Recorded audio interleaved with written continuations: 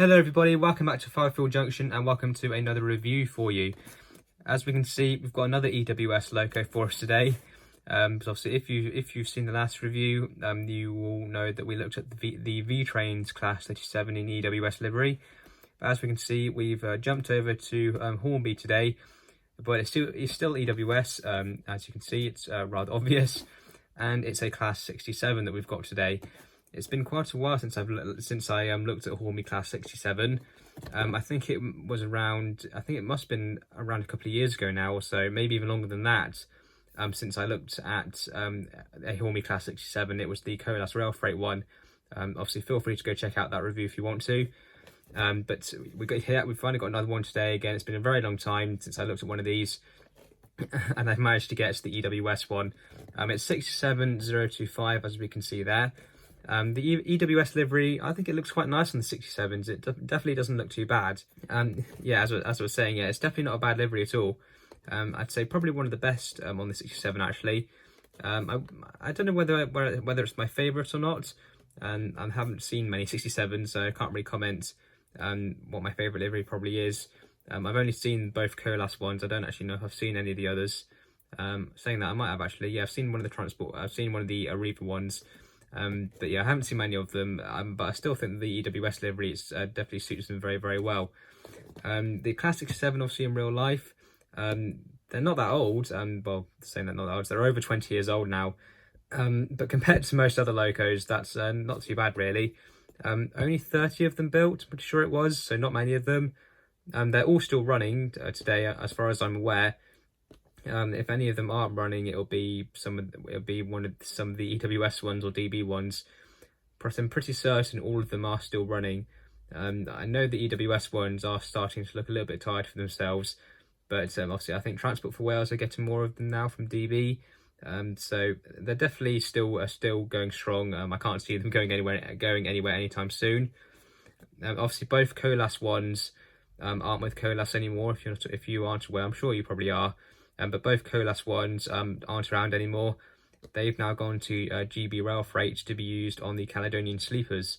So yeah, if you want to get a Colas one and you're modelling around this sort of time, around 2020, well, basically literally today in 2022 or so, then it's going to be a little bit out of place because they're not with Colas anymore. But they're both still going at least, but obviously, yeah, not with Colas anymore. I think they've been repainted now. I'm not too sure.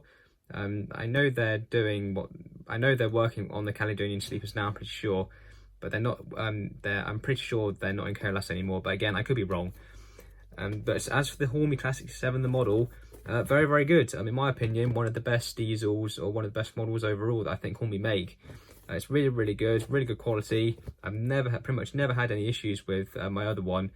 And this one hasn't given me any issues at all either, really. It is second hand, but it's overall it's not too bad. It's a pretty good second hand one. It's pre-TTS though, so I'm pretty sure this is the premium version that Hornby released just before they started doing Class 67s that were designed for the TTS sound chips. Because whilst you can still easily get one of the TTS sound speakers in the fuel tanks, it's not specifically designed for them, as you'll see in a moment when we open her up. Well, I take her out of the box. I mean, I'll quickly show you what I mean. But this particular one, yeah, it's not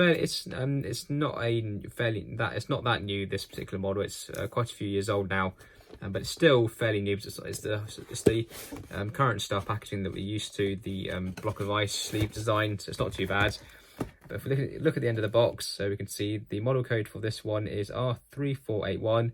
It's an EWS Class 67. It's named Western Star, number 67025.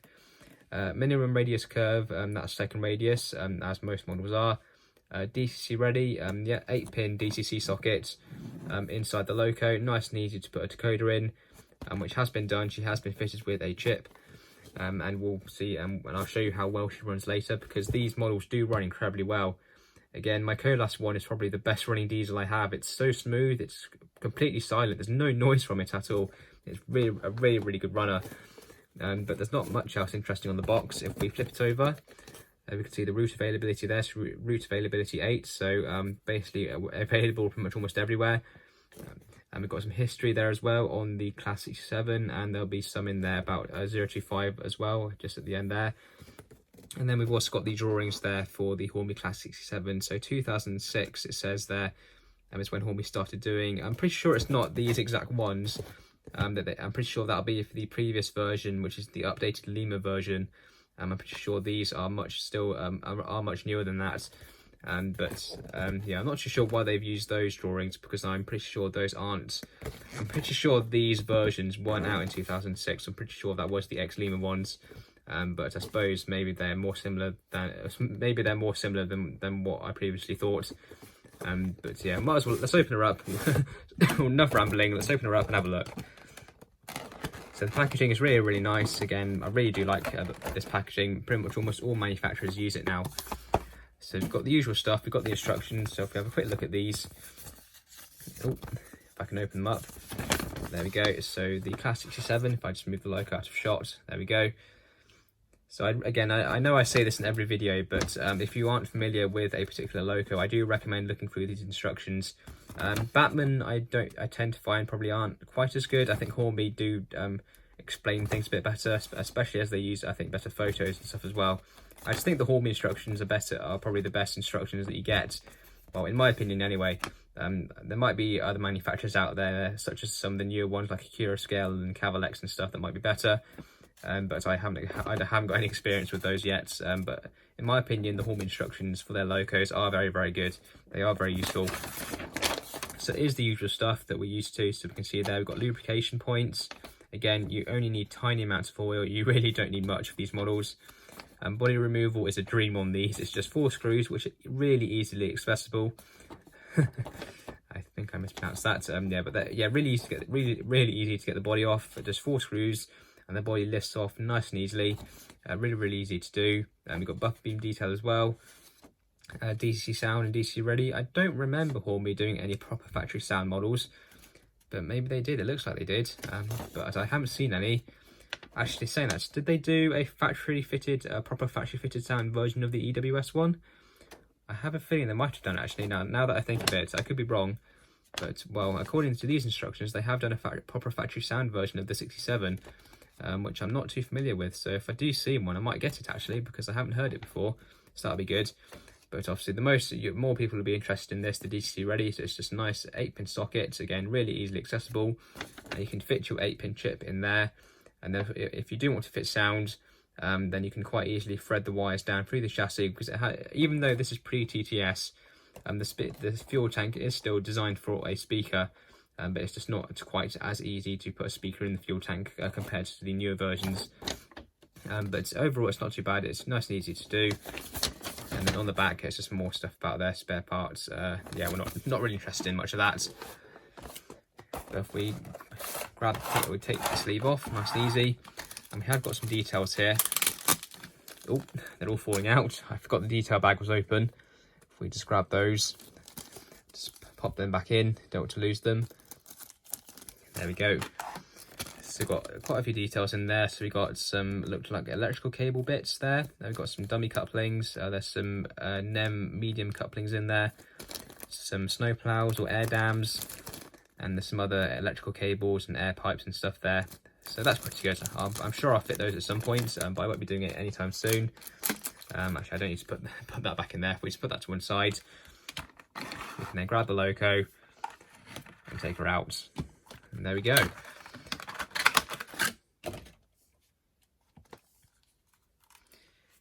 And here we are. And wow, she is amazing. Now, the first thing I will mention is that, as you can see, the underframe is weathered. Again, this is a second-hand model, so it's not brand new. So it was weathered by the previous owner, and it doesn't look too bad actually. The weathering does look pretty good. I'm pretty happy with that actually. So that's not too bad. Obviously, if you were to get this model, most likely, or to get a Hornby EWS 67 in general, you won't have the weathered underframe on there. It will just be a regular underframe. It's just nice. Well, it's black really. There's no other way to say it. But it doesn't look too bad. It does look pretty good actually, the weathering. But the first thing is the weight. Really, really heavy, incredibly heavy model, which is good. Plenty of traction, and these models do run very, very well. The entire fuel tank area here is solid metal. It's a completely solid die-cast piece, which again adds weight as well. Now you probably can see in there, there is a speaker in there. I hope you can see it, but she's not sound fitted. When I actually bought this model, she actually came with the Hornby Class 66 TTS sound decoder fitted, but that wasn't actually specified in the description. It just said it just said she was sound fitted, but she was still a good price anyway, so I thought I might as well have it. The TTS chip I've taken out, that will be going in another loco that you'll see a review of fairly soon, but the speaker has actually been glued into the fuel tank, I believe. I at least couldn't get it out, so the speaker's just been left in there. So if I do fit sound in the future, which I very likely will do, I can reuse that speaker if I want to, but I'll probably try and remove it if I can. But I've left it in there for now, and it's doing no harm being in there. But the fuel tank itself does come off just by with these two screws here, and the whole thing will come off along with the battery box area here and stuff. And then you can quite easily there's plenty of room in there for a speaker, but it's not like the TTS sound versions where if you unscrew these, it's just like part of the tank comes off and then there's an area for you to screw in a speaker and stuff. This one is slightly different, but if sound fitting is still pretty easy to do, so that's good. But wow, just look at this. She is amazing. You can see through the grills there. You've got proper edge grills on the side and on the roof. You can see through them. You can see the engine detail inside. The handrails on the side, I think they're separately fitted. It looks like they are, but it looks like they're not at the same time. I'm not too sure actually, but they still look good nonetheless. You've got the nameplate there. She has got sprung buffers, and you can see the NEM coupling there as well. And now it is a kinematic coupling. Usually I don't like kinematic couplings, but on this loco, or the 67s in general actually, the kinematic couplings on these, they work really, really well. I've had no issues with them at all. So that's really, really good. Usually kinematic couplings can be an issue, but on these locos, they seem to perform absolutely fine. So that's good. And you have got directional lighting as well. So you've got, and you have got day and night running lights on these. You can see by the switch, they switch it between day and nighttime lights. And you've got some nice headlights on both the light clusters there and the top headlights. Then you've also got the nighttime lights as well. On the old Hornby 67s, you just have, I'm pretty sure you just have the 4 directional lighting. There's no rear lighting, and also the detail's not as good either. But overall, not too bad. The roof is okay. You've got some nice exhaust detail there, and you've obviously got the grills there as well, which look pretty good. The livery application as well. The livery application is spot on, really. I can't see any problems with it. All of the colours transfer between each other nice and crisply. There's no paint bleed. All of the transfers are nice and straight, and they've been applied beautifully. It's just amazing, really. There's nothing else you can really say. It's just spot on, really. It's just spot on. It's just amazing. Well, I'm struggling for words, to be honest. It's really, really good. The bogey detail is okay. There's not an awful lot of it, but it's not too bad. You've got some nice steps there. You can see all of the all the springs and everything as well. The mechanism inside these locos is basically as you'd expect. Nice big motor in the middle, 2 flywheels, all-wheel drive, all-wheel pickup. There's no bearings on the driving wheels, and it is just a plastic bogey tower. Well, sort of gear tower and everything. So there's no proper metal bearings on the actual bogies. Some people would complain about that, but I don't really mind. The loco is metal on plastic, and I know the loco is really heavy, but it's not going to cause any issues in the long run, really, is it? I mean, I can't see it causing any problems. I know having bearings is classed as being better quality, I suppose, and the mechanism should last longer. But overall, I don't see it being a massive issue, especially on a loco like this. I mean, I know it's really heavy and you've only got 4 axles and, well, eight wheels, but I can't see it really causing any problems. It still should be absolutely fine. There's still plenty of weight distribution per axle, so I don't think we can really complain about it too much. I know there are people out there who will, but I don't think it's going to cause much of a problem. It certainly hasn't caused any locos that I know of. Any problems. They don't have bearings on the wheels, so overall it's not too bad. Really good mechanism, and as you will see later, the performance is also really, really good. But yeah, wow, I don't really know what else to say, really. I suppose the cabs is the only thing we haven't really looked at yet. You can't see in them that much, but there is detail in there. You can see the seats inside there. Some of the controls have been painted and picked out. I hope you can see them. The cabs on these are quite enclosed, so you can't see inside them very, very well. If we look at the other, try and see if we can see better in the other one. No, still can't see in there that well. But there is detail inside the cabs, which is good. There's not as much in there as other models, but it's not too bad. It's not just completely one giant piece. It's not just one giant colour. It has been picked out. Some of the details have been picked out, which is very, very good. But overall, yeah, fantastic loco, really. I think you could agree that this loco is amazing. The Hornby Class 67 is just one of those must-haves, in my opinion. You just need to have one on your layouts. There's plenty of deliveries out there, and, well, I think you can see the quality of them is amazing. But what we really need to do now is put her on the track and see how she runs. Okay, so here we are, we're back on the outer loop again today, which is good. I do prefer running stuff on this loop, but obviously if I'm running DC, then I can't really do that. Because the way I've done the layout, I can only run DC on the inner loop, because I run DC so rarely, it's not too bad. But I think running on the outer loop is better, especially with locos like this. Well, I suppose all locos really. I think the shots just look a bit better, but it's not too bad really. Either loop will do, but I do think the outer loop is better. But there we go, we're on. Now we just need to select her number, because she is chipped. Again, nice and easy to fit DCC to these. The body is really easy to remove, plenty of room for a decoder. It's a Trainomatic 8-pin decoder that's gone inside here, and as you'll see, the performance is amazing. Even on analog, well, to watch any decoder really, the performance from these is second to none. There's really nothing wrong with it. It's smooth, it's consistent.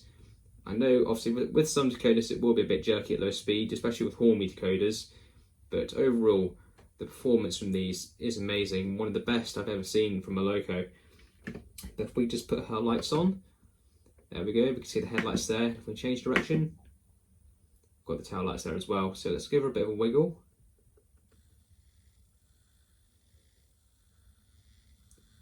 Now that is speed step 1. And as you'll see, well, as you can see,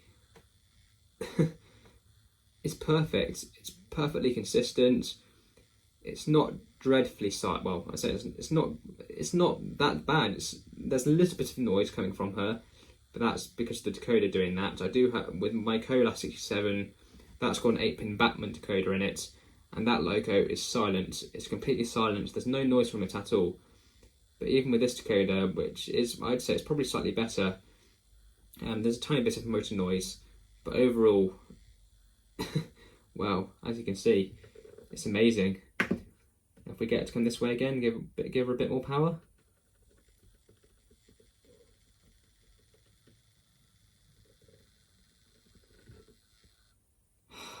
Wow. Oh god. It's just another loco, isn't it? Well, oh, I don't know what to say.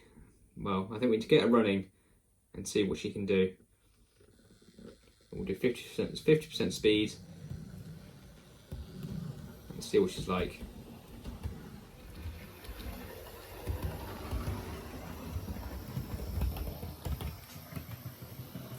Well, I think you can agree. This loco is just amazing. The performance is just outstanding, really. It's amazing. I've got the power set a little bit higher than I did say. It's about 55%, but she'll perform amazingly at any speed. Hornby have done an amazing job on these locos. They're just fantastic.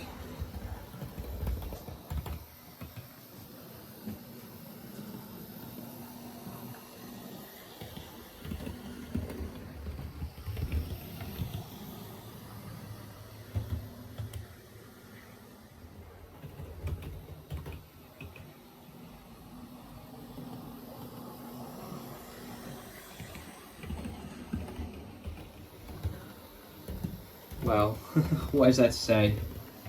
I think she's said it all, to be honest. You just need one of these locos, you really do. Apologies for the cardboard box. But yeah, I can't really put it anywhere else. But yeah, there's no other way to say it really. You need one of these locos, you just need one. There's plenty of liveries out there. Just choose your favourite one and get it. You just need one. They're just amazing. There's no other way to describe these locos apart from buy one now, really. That's all I can say. You just need to get one, you really do.